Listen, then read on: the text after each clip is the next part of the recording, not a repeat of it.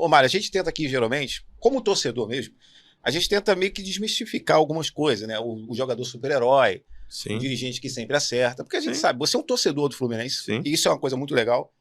Você é um torcedor do Fluminense, então não é aquele cara que simplesmente está ali, entrou como presidente, pô, e não gosta de futebol, e de repente gosta mais de outro esporte, enfim. Então, assim, eu queria entender o que passa na sua cabeça, porque assim, você chega no Fluminense em 2019 ali, naquele momento o Fluminense estava, na minha opinião, moralmente rebaixado. Eu lembro de jogador de Série B recusando jogar no Fluminense. sim. Era E os notícia melhores que que a gente saiu. tinha pediram para sair. É, Foi o Luciano. Exatamente. O jogador do Goiás. Era um negócio horrível. E você chega no Fluminense, pô, aquela situação toda, você passou por tudo que passou no Fluminense, e aí chega um momento assim que a torcida em 2023 está te adorando, Mário para sempre, e fique aí para a eternidade. Vem 2024, é um período ruim, e aí a torcida, né, boa parte, aquele movimento político, aquela coisa toda. Cara, eu queria entender o que passa na cabeça do Mário, como é que o Mário consegue. Eu acho que foi de repente, quando você era um torcedor de arquibancada, simplesmente você sonhava em, de repente, ser presidente do Fluminense, e de repente você tá ali, você é um torcedor, você tá num momento ruim, e a galera tá ali, tipo, porrada, pô, não presta, tá jogando contra o clube. Cara, o que passa na cabeça do Mário Bittencourt nesse momento? Tá em casa ali, família, como é que é essa parada? Cara, então, a gente compreende, né? Assim, faz parte, o torcedor é paixão, ele ama o clube igual eu amo. Só que eu tô numa posição onde eu tenho que tomar as decisões, né? Assim, e às vezes a gente acerta as decisões, às vezes a gente erra. O que eu falo para todo mundo é que ninguém planeja querendo errar, né? Isso em tudo na vida. Você faz qualquer planejamento que você faça, seja para montar um podcast maravilhoso como vocês têm aqui, vocês planejaram alguma coisa. Ele poderia ter dado errado. E isso não foi pensado. Vamos planejar para dar errado, para não ter ninguém vendo. Não, você planeja para ter um monte de gente vendo, né? E felizmente a cada dia vocês só crescem. No futebol, funciona da mesma forma, com vários imponderáveis, né? Que a gente, enfim, planeja e acaba dando errado. Eu sempre cito o exemplo de escola de filho, né? Quando você bota um filho na escola, você escolhe uma escola, você tenta escolher a melhor escola para o seu filho, né? Dentro das suas condições. Então, isso é importante também, né? Porque nós estamos falando de um esporte onde tem clubes que têm muito mais dinheiro que a gente. Então, a gente faz escolhas dentro das nossas condições. É o que as pessoas perguntam, o trabalho do scout. O scout conhece todos os jogadores de futebol que jogam no Brasil, em todas as séries, eles acompanham todos da América do Sul, eles acompanham os brasileiros que estão na Europa. Mas, obviamente, que quando ele entrega um trabalho, ele, obviamente, tem lá o número 1, o número 2, o número 3, o número 4, não necessariamente é de qualidade. Às vezes é de... eu trouxe o melhor lateral esquerdo do futebol mundial de graça, porque ele queria voltar pro Fluminense, porque ele era tricolor e porque ele estava com 34 anos e tinha saído do Olympiacos mal, assim, tipo... não tinha ido bem lá, né? E ele estava lá no scout, mas tinha outros laterais lá que a gente poderia adquirir, etc, né? E as pessoas às vezes fazem umas contas, não, porque se você tivesse economizado nisso aqui e somado, mas não é isso, você precisa ter 35 jogadores. Então não adianta eu pegar vou contratar um lateral esquerdo de 30 milhões de euros, e também só vai ter ele, porque eu não vou ter dinheiro para contratar outros, né? Então a gente tenta fazer um equilíbrio dentro daquele momento, daquela filosofia de momento. E aí, voltando à tua pergunta, assim, a gente tem que entender, eu entendo, assim, eu não fico com raiva, óbvio que, poxa, às vezes eu fico triste por causa das minhas filhas, enfim, elas estão no estádio, né? Ano passado, por exemplo, na reta final, foi muito doloroso, a gente teve um ano muito ruim, assim, do clube, né? E aí reflete na minha casa, assim, óbvio. Tudo na minha casa gira em torno do Fluminense, né? E assim, é engraçado, porque eu vou dizer uma coisa aqui que você... Assim, não é me vitimizando, nada disso, mas assim, eu sou um torcedor de arquibancada que quase nunca na vida pude levar minhas filhas na arquibancada, entende? Porque eu sou o presidente do clube. E, cara, até isso é um sofrimento às vezes, assim, porque elas querem estar ali no meio da bagunça, né? No meio do povo ali, né? Mas hoje, com a rede social, as pessoas sabem quem é e etc. Sabem quem elas são. E a mais velha, eu cheguei a levar em alguns momentos, assim, bem pequena, porque ela nasceu em 2010, e entre 2010 ali e 2014 eu levei ela algumas vezes, né? Assim, ela bem pequena, com 3, 4 anos. A mais nova só nasceu em 2015. A mais nova nasceu, eu era vice-presidente de futebol, né? E só para você ter uma ideia, no dia do nascimento dela, a gente havia perdido um jogo 2 dias antes e eu fiz uma reunião na maternidade com a equipe de futebol, porque eu não podia sair e deixar minha mulher sozinha.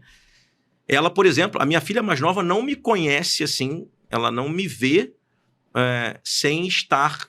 Assim, meu pai e o Fluminense são a mesma coisa, assim, Fluminense e meu pai, assim, ela não consegue... A mais velha ainda consegue desmembrar um pouco às vezes, né?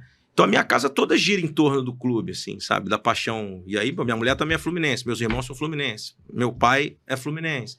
Então, assim, a família toda do meu pai é fluminense. Meus amigos, todos próximos, são fluminenses. Os filhos dos meus amigos que têm a idade delas são fluminenses, né? Então, tudo isso para nós é uma situação que quando o time tá mal, todos nós sofremos, né? Então, no ano passado, por exemplo, nos últimos 3 jogos, teve assim, não sei nem quem é a pessoa que fez isso, mas num dos jogos que a gente perdeu no Maracanã, enfim, o cara do camarote de cima jogou um copo de cerveja na minha filha e na minha sobrinha, que é fluminense e apaixonada também pelo clube, né? E foi uma confusão danada, eu não estava no camarote nesse jogo, eu estava na cabine, enfim. Aí os meus irmãos, enfim, de maneira justa, se revoltaram e etc. E aí, cara, os últimos jogos eu tirei ela do jogo, assim, sabe? Tirei elas. Falei, olha, infelizmente, aí uma choradeira danada, porque elas querem ir. E eu falei, cara, esses últimos 6 não vão, porque a situação tá muito ruim. E eu não posso estar preocupado com o que está acontecendo com vocês. Assim. Eu preciso estar preocupado só com o jogo, só com o time, e aí, infelizmente, elas ficaram em casa, enfim. Mas, cara, faz parte, assim, ser criticado. A única coisa que eu não admito, e aí não admito mesmo, eu já tomei algumas medidas em relação a isso, eu nunca divulguei, nunca publiquei, nem vou publicar, mas já tomei algumas medidas judiciais, inclusive, quando vem para o lado da ofensa pessoal, da ameaça e da possibilidade de agressão. Aí, cara, não vai, enfim, encostar na minha família, não vai encostar em mim. E a gente aí, obviamente, toma esses cuidados. Mas a crítica normal, o xingamento, a arquibancada é do povo, cara. Assim, arquibancada é arquibancada, entende? Faz parte.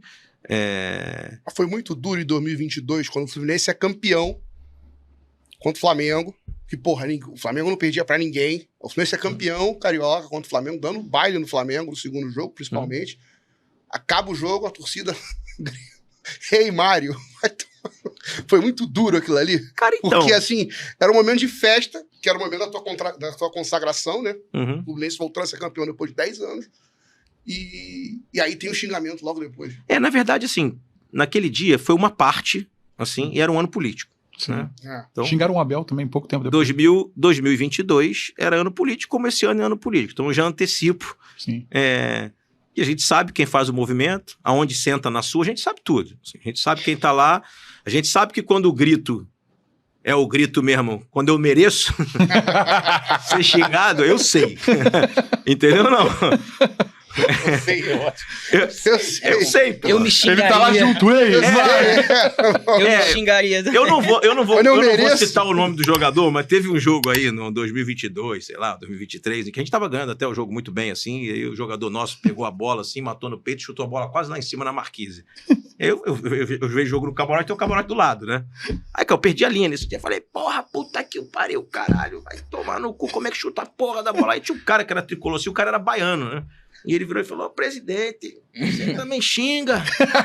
Aí eu falei, qual a diferença pra você, né? Ele falou, qual? Eu falei que fui eu que contratei, né, meu irmão? Porra, ainda tem que chegar lá e cumprimentar.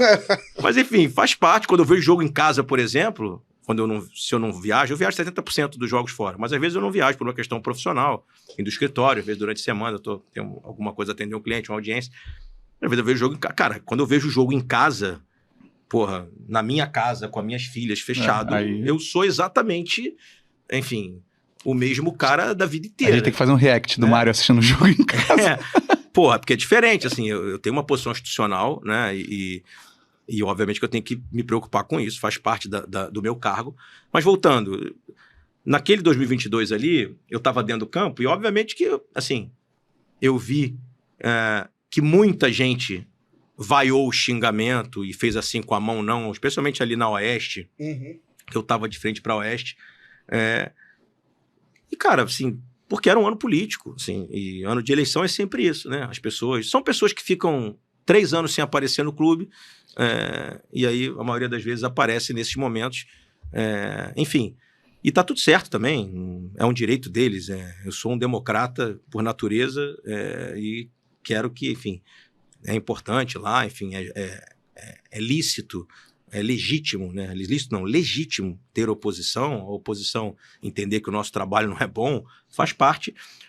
Aí voltando à questão da família, né? Naquele dia, a minha filha mais velha, enfim, sofreu, enfim, chorou depois quando desceu comigo, né? Falou, pai, eu não consigo compreender, eu nunca tinha visto, né, o Fluminense ser campeão no Maracanã, eu vejo a primeira vez. Eu falei, aí eu falei exatamente para ela, eu falei, minha filha, esse ano é um ano político.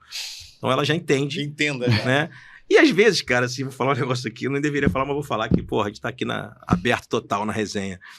Cara, elas já brincaram comigo, elas mesmas já brincaram, meus irmãos, tipo, sabe? No grupo de WhatsApp, assim. Então, Mário. Ei, Mário, vai... Presidente, contratações aí, pô, não pode esse cara. Porra, pai, por que você acontece? Cara, acontece. O apelido assim, também? Acontece. Os apelidos, Bitcoin, porra, direto, me chamam de Bitcoin. Cara, meu pai, enfim... Meu pai, às vezes, liga, ele mora na Paraíba, mora em João Pessoa, né? Hoje, optou em morar lá, né? Hoje ele mora lá no Nordeste. E ele fala, às vezes ele me liga, pô, pra conectar. Ó, jogador aí, porra, não é possível. Eu falo, cara, meu irmão, porra, toca a tua vida aí.